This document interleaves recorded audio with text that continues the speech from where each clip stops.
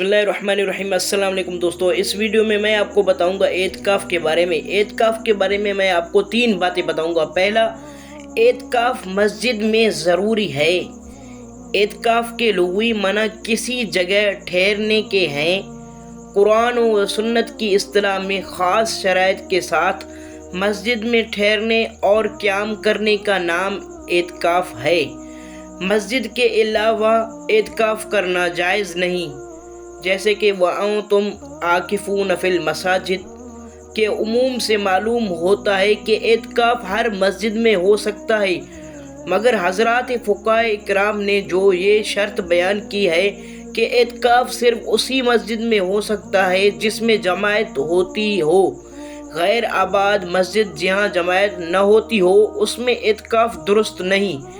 یہ شرط در حقیقت لفظ مسجد کے مفہوم ہی سے معلوم ہوتی ہے، کیونکہ مساجد کے بنانے کا اصل مقصد جماعت کی نماز ہے، ورنہ تنہا نماز تو ہر جگہ دکان، مکان، شاپ وغیرہ پر ہو سکتی ہے۔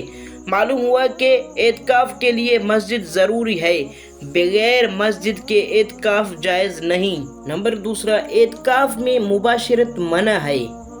حالت اعتکاف میں کھانے پینے کا تو وہی حکم ہے جو سب کے لیے ہے، مگر مباشرت نساء کا حکم مختلف ہے کہ وہ روزہ کی رات معتکف کے لیے جائز نہیں۔